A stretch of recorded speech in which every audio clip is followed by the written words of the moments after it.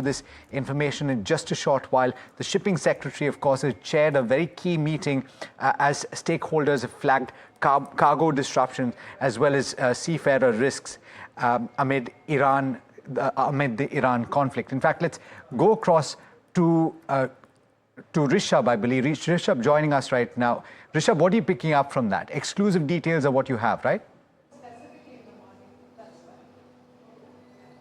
Right, we have the Shipping Secretary meeting that is freshly concluded, very well attended, over about 200 participants in that virtual meeting.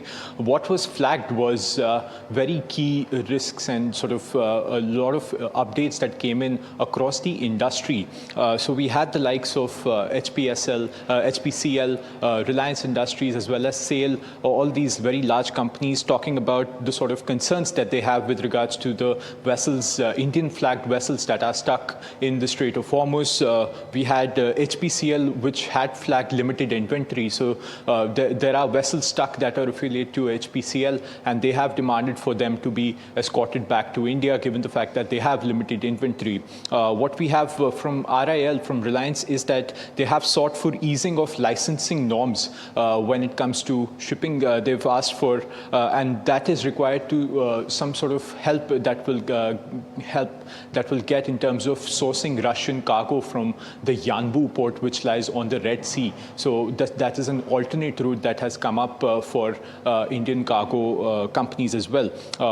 There were also a lot of concerns that were highlighted in terms of the multifold spike in insurance premiums, and that is, of course, happening due to the surge in risk insurance as well that has come up. The DFS has also met various insurance and reassurance companies to address that as well. What we're picking up on several detention charges is that exporters have flagged those as well, because there are certain goods that have cleared customs but are still stuck at ports, and they are having to pay a detention charge because of the war situation. So that is also another concern that was stuck. There's also a need for war risk cover according to the government's war risk insurance scheme that exporters have highlighted. There's another meeting that is set for 11:30 on Monday, and this will also be headed by the Director General of Shipping, and they will be talking about the sort of update on the concerns that have been given today. What the government also did was it urged all stakeholders to prioritize national interests over commercial interests at this point in time. So there were talks of not charging extra on ports, better and faster custom clearances. What we've seen is that the ECGC, which is the Emergency Credit Guarantee Corporation, the government has also guided them for them to not increase their war premiums, and that is also a very important demand. What we have also is the RBI having met all large banks, all large public banks, as well as including the SBI. They've asked for all their branches in the affected areas to remain operational and continue to provide services in a work from home style, so that those operations are not hit. So a slew of updates there across industry, across sectors, and we'll stay tuned to this developing situation. Yeah, thanks a lot for that, Rishabh. Important highlights. And Moiresh Joshi, I'd like to take this to you. There's a lot of conversation and pieces around what's happening to oil and what will India do, buying from Russian oil, availability of oil for refining, so on and so forth, and the GRM's comparison. What do you do within this oil and gas universe currently? Do you buy upstream? Do you buy nibble at downstream? Do you look at refiners? What do you do?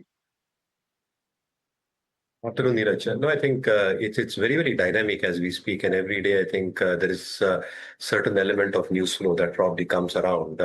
Obviously, Brent prices have seen a huge spike as we speak. Singapore GRMs have touched northwards of $25, $26. And therefore, I think the kind of refining margins that one is looking at, if one probably assumes this to continue over a longer period of time, and not just last for a few days, and if those margins stay where they are, with the kind of expanding deltas that you've probably seen, I think a tactical swing trade might actually happen in these refiners, and they're already reflecting that. So whether you're talking about MRPL, whether you're talking about Chennai Petro, as an example, they already exhibited a strong set of numbers in Q3. And I think if the logic goes with the rationale that this continues, as I said, for a few more days or a few more weeks, that will reflect very, very positively in terms of the reported deltas and their margins in Q4 numbers as well. Upstream, again, with rising oil prices, obviously a key beneficiary. But again, I think it is very, very driven by news flow as we speak. So I think these mid-cap refiners actually might be good swing trades as we speak. Swing trades. Well, talk about swinging. I mean, the swing in the markets would make anyone dizzy.